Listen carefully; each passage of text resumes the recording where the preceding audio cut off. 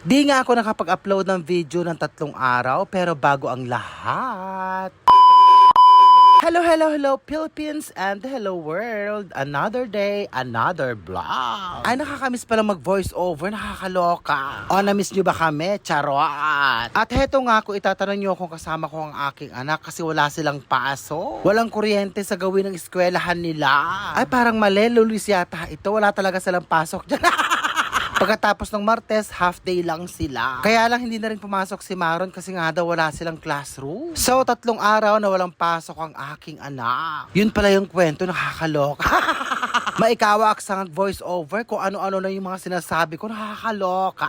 Para tuloy ako nagpa-practice ulit. Charot. At heto nga, at bibili kami ng pagkain namin ng aking anak. Dito nga ako bibili sa napakasarap ang luto, kaya lang konti ang serving sa Dito nga pala bumibili si Maro ng giniling kasi nga nagustuhan niya yung luto nila dito. Pagkatapos heto nga pala yung kuha namin nung linggo. Alam niyo naman kapag linggo lumalabas kami ng aking anak. Syempre day off ng lola nyo, kailangan magliwaliw ng konti. Mag-relax, ganon. Dito nga ulit kami kakain ng aking anak sa Chowking at namiss nga daw niya mag-chopstick, nakakalokang bata. At ayan niya at kumuha siya na. Diyos ko Lord, ang anak ko napakatangkad na at napakalaking bata. 11 years old lang yan. At grade 7 na siya. Akala nga nila maliit si Maro. Pero nung nakita sa personal, napakatangkad nga daw niya. At heto nga si Maro may pini-edit. Binura ko, hinabol ko tuloy, nakakaloka. Hindi ko na tuloy alam sasabihin ko nakakaloka.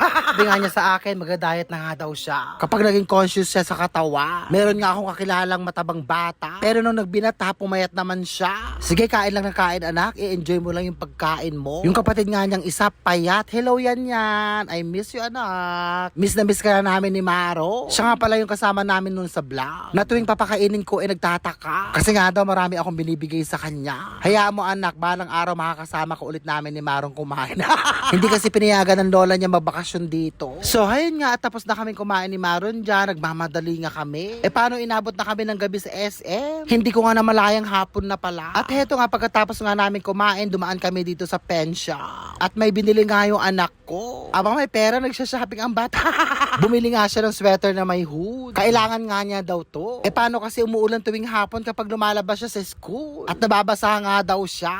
Kaya heto nga, hinayaan ko na lang. Total, pera naman niya yung pinanggasto. Nagtataka kayo kung may pera siya. Syempre, paldo sa laro namin sa S. Ibinibenta niya yung mga token. Nagkakapera siya. O, diba? Siya pa yun, bawas sa gastos ko, diba? Pak na pa. At heto nga, umikot-ikot si Maron sa groceries. Paano naghahanap ng kangkong chip? Nakakalokang bata. At heto nga yung kuha namin kahapon. Dito kami kumain sa McDo. Nakakaloka. Nagdagdag nga siya ng pera para mabili yung ganyan. Isabi ko nga sa kanya, tigi isang chicken lang. Abay, gusto yung doble. O, hayan yung sweater niya, suot na. Ito naman soft drinks sa McDo. O, diba? Kalahati ang yellow, kalahati soft drinks. Nakakaloka. Abay, lang sip-sip ko lang, ubus na. Maraming salamat po, Tita Neneng Divilens, sa palibring bigas. O, diba? Blessing. Hindi nga ako nakapag-upload ng video ng 3 araw kasi nga sinumad a kiss.